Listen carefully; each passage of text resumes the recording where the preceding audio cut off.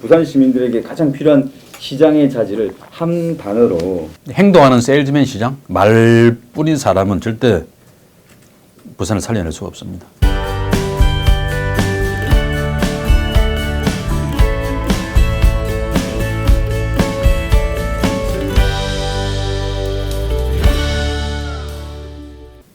손실보상제. 왜냐하면 코로나 문제를 바라볼 때 자영업자나 소상공인, 특히 수도권도 그렇지만은 뭐 지방에서 소상공인이나 자영업자들이 겪는 어떤 고통은 이미 뭐 수위를 넘어섰다는 평가들이 많습니다. 그렇습니다. 실제로 만나보신 분들은 좀 어떠세요? 부산 상황은 좀 어떻습니까? 아주 뭐 최악입니다. 코로나 양극화라는 말이 있지 않습니까? 네. 그게 이제 서울에서는 그냥 일반적으로 쓰는 말인데 네. 부산 같은 지방 도시의 입장에서 보면은 양극화의 양극화가 진행되는 겁니다. 생각해 보십시오. 코로나 때문에 비대면 경제가 활성화되지 않습니까? 네. 그런데 뭐 홈쇼핑이나 인터넷 쇼핑에서 물건을 사요. 예. 근데 그 홈쇼핑 기업들, 인터넷 쇼핑 기업들이 어디 있습니까? 대부분 서울이나 경기도 쪽에 있어요. 수도권 있죠. 네. 그 어느 통계를 보니까 95%가 수도권에 있다고 나옵니다. 나머지 지방에 5% 정도가 있는 겁니다. 이런 상황이니까 특히 부산 같은 곳의 길거리 상점들, 예. 서울은 그래도 그런 인터넷 기업들이 예. 떨어뜨리는 떡고물이라도 더 많이 있는데 예, 예, 예. 그 돈이 돌 거 아닙니까? 예, 예. 지방은 그런 것도 없는 거죠. 그러니 뭐 온라인 중심으로 경제가 점점 이동되면서 오프라인 경제가 초토화되는 게 코로나 양극화의 한 현상인데 예. 지방에 가면 그게 이제 이중으로 예. 더 아픔이 가중되는 거죠. 그래서 굉장히 어렵습니다. 그거 아니라도 지금 어차피 수도권 집중 현상 때문에 예. 지방은 점점 고사되어 가는 그런 분위기인데 사람도 돈도 다 서울로 몰려드니까요. 경기도로 몰려들고. 예. 근데 이 코로나 때문에 더 이제 타격을 받는 그런 상황이니까 죽어라 하는 거죠. 정치권의 손실보상제, 이익공유제 어떤 이런 논의가 좀 이루어지고 있습니다. 또 한편에서 지자체에서도 뭐 경기도 같은 경우에는 자체적으로 재난지원금 집행하고 있고요. 뭐 4월 7일 날 선거가 끝난 뒤에 5월부터 임기가 시작되시는데 당선되신다면 부산시라든가 시정 차원에서 자체적으로 추진하시는 어떤 그런 계획들을 좀 가지고 계십니까? 손실보상제라든가 아니면 손실보상이라는 말은 사실은 실현되기 어려운 이야기입니다. 정확하게 말을 해서. 예. 지금 우리 소상공인 자영업자들이 그동안 1년 동안 또 앞으로 네. 입을 손실을 어떻게 다 보상해 주겠습니까? 예. 손실에 대한 지원을 해준다. 이게 정확한 이야기겠죠. 그래서 제가 제안했던 개념도 재난손실 시민소득제, 재난손실 지원금 이런 개념으로 이야기를 하고 있습니다. 그래서 우선 이 재난손실에 대한 일정한 정도의 지원은 제가 주장했던 거는 그런 소상공인들에게 서너 달에 한 번씩 지금 조금 주고 있는 거 아닙니까? 그렇습니다. 이례적으로 지급하는 거고. 그렇습니다. 이번에 추경 예산을 편성하면서 조금 예산을 많이 확보를 해서 예.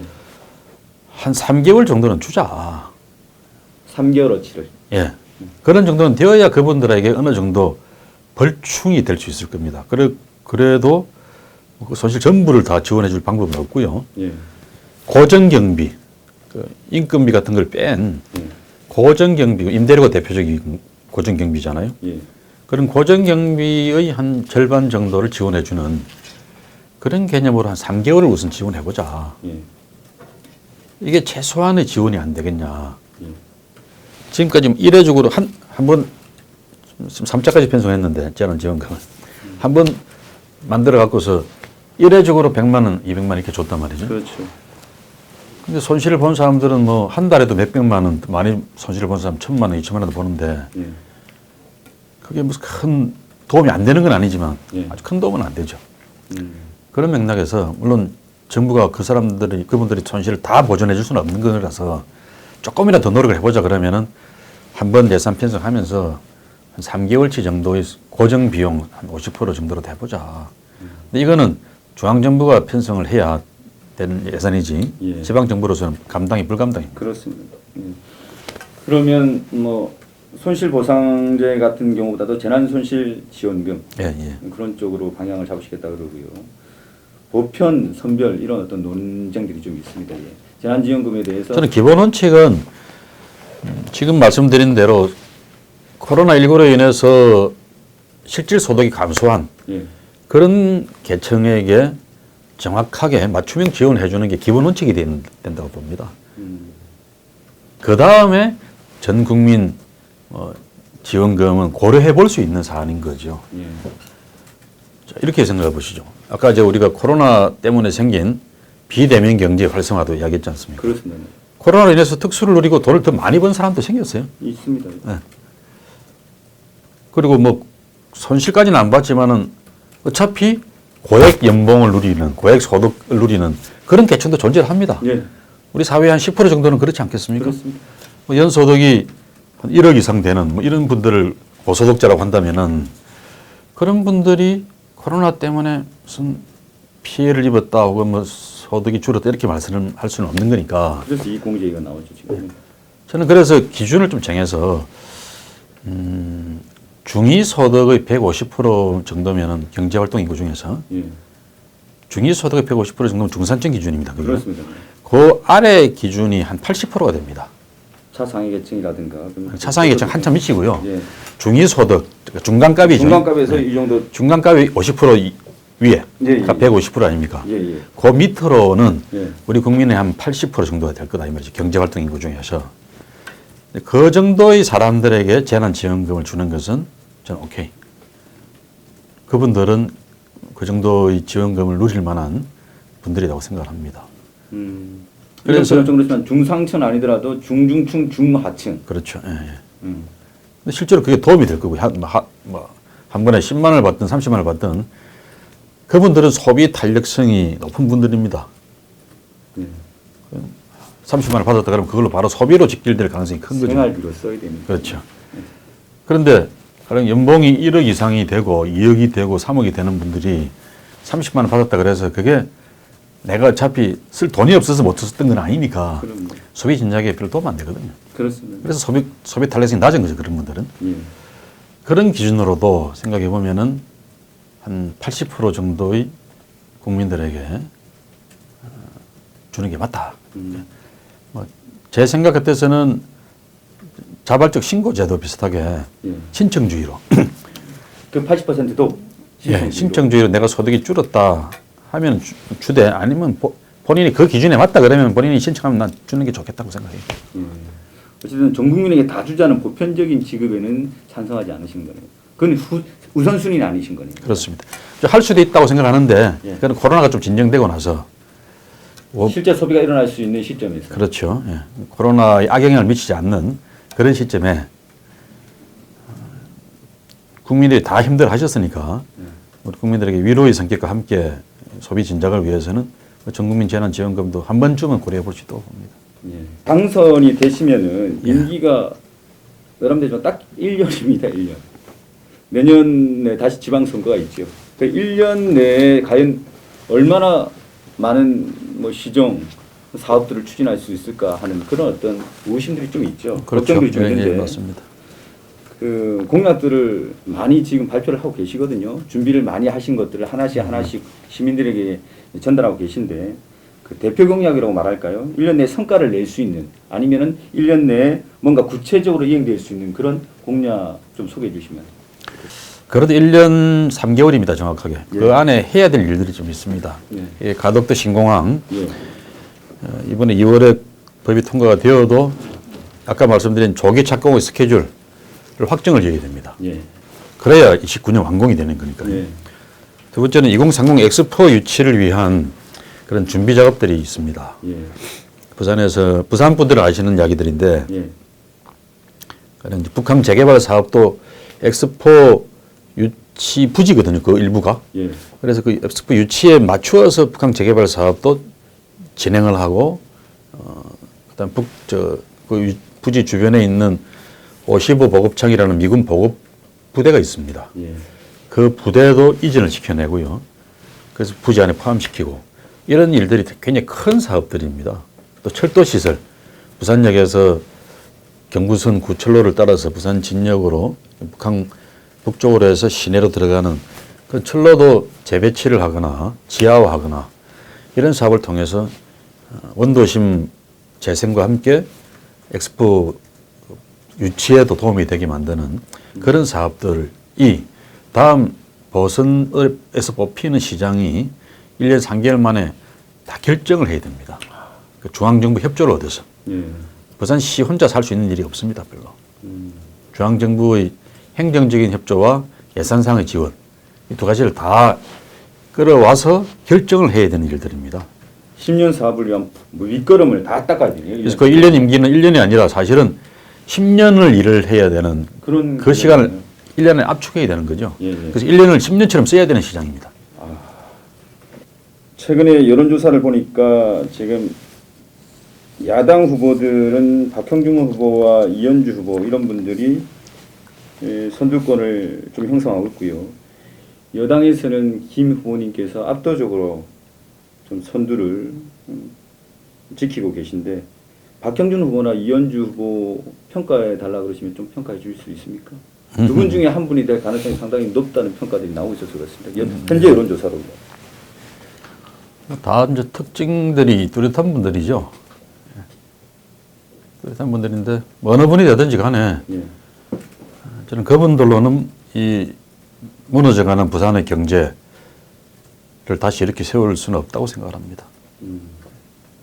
박형준 후보 같은 경우에 지금 전체 지지율에서 일단은 1위세요. 오늘 YTN하고 부산일보 여론조사를 보니까 그 박형준 후보가 대학교 선후배 사이 아니세요? 예, 예. 혹시 인연이 있습니까? 이거 대학교 때 잘 알던 사이죠. 몇 년 선배세요? 저보다 3년 위에죠. 같이 생활도 활동도 같이 하시고 예, 예.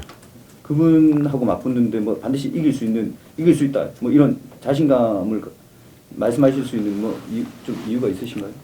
아니 뭐 사적인 인연은 그 대학교 때 인연이니까 예. 뭐 그건 그거고 예. 공적으로는 이제 경쟁자 입장에서 예.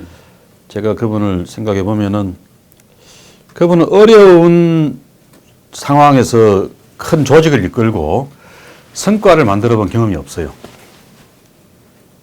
공직 생활도 국회의원 한 번 한 것과 국회 사무총장을 지낸 것, 또 그 청와대 정무수석, 뭐 사회보좌관 이런 걸 해본 참모로서의 경험 예. 이런 게 있는데 부산시라는 거대 조직을 이끌고 예. 25년 동안 계속 추락만 해온 쪼그라든 부산 경제를 다시 이렇게 세우는 이 어려운 과제. 특히 여건은 지금 문재인 정부와 민주당 지배하의 국회, 야당으로서는 굉장히 어려운 정치적 상황입니다. 그렇습니다. 이런 상황에서 부산시를 이끌어서 부산을 다시 부활시켜내는 큰 결정을 1년 사이에 해낼 수 있겠냐. 불가능한 일이라고 생각합니다. 지금 부산시정을 개인기로서 이끌고 갈 수 있는 것은 한계가 있다 이렇게 말씀하시는 거네요. 아니 개인기조차도 한계가 있다는 거죠. 개인기조차도요. 그분이 해온 그 역할이 지금까지 보면은 예. 큰 조직을 이끌어서 어려운 상황을 돌파하고 예. 성과를 이루어낸 경험이 없는 거죠. 예. 그래서 개인기도 없다는 겁니다. 제가 말씀드린 요지는. 예. 대학 때 별로 안 친하셨죠? 아니 그거 갖고 상관없다니까요. 아무 상관없는 이야기입니다. 그건. 알고 있습니다. 예. 여쭤봤습니다. 반면에 저 같은 경우는 해양수산부가 제가 맡았을 때는 세월호 때문에 초토화되어 있던 조직입니다. 네, 네. 사기가 땅에 떨어져 있었고 예. 아주 무기력했어요. 예. 관련 산업도 해운 산업이 한진해운 파산 몇 달 뒤에 제가 맡았는데 해운 산업은 반토막이 나 있었습니다. 1년 사이에 매출이 10조 원이 줄었어요. 예. 원양 선대라 그러는 이제 유럽이나 미국을 오가는 그런 원양 선봉량이 절반으로 줄었고요. 그 상황에서 조선산업도 우리 연간산업인데 조선산업도 수주량이 반에 반토막이 나서 예. 울산이나 거제도에서 수만 명씩 감원을 당하는 이런 그야말로 아주 처참한 상황이었습니다. 그때 제가 해수부를 맡아서 그 조직도 추스르고 해운 재건 5개년 계획 8조 원 투자 계획을 세워서 정부 안에 반대를 돌파를 해서 관철시키고 수산혁신 2030 비전을 세워서 수산업의 큰 대계를 세우고 뭐 공무원들도 반대하던 잘 안 될 거라고 비관하던 어촌 뉴딜 300 사업이라는 또 이게 3조짜리 투자 계획이었습니다. 생활레소시 사업으로. 그런 사업도 관철시켜내고 그래서 해양수산부가 제가 장관을 마치고 나올 무렵에는 아주 사기충천한 조직이 되었습니다. 해운산업도 뭐 작년에 우리가 이제 그 한진용 파산 이후로 정부가 중점적으로 지원한 현대상선, 지금 HMM이라 그런 회사인데 그 현대상선이 근 10년 동안 매년 5천억씩 적자를 봤어요. 평균. 그런 회사가 작년에는 지금 추정 영업이익이 한 8천억 됩니다.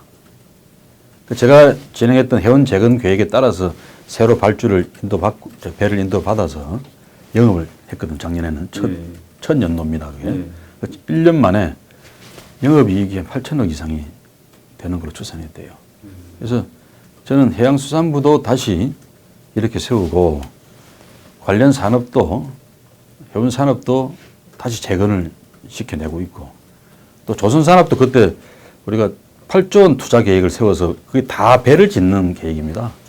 그러니까 가뭄에 시달리던 조선산업에도 단비가 됐던 거죠. 그래서 조선산업에도 크게 좀 회생하고 있지 않습니까? 그렇게 도움이 많이 되었고요.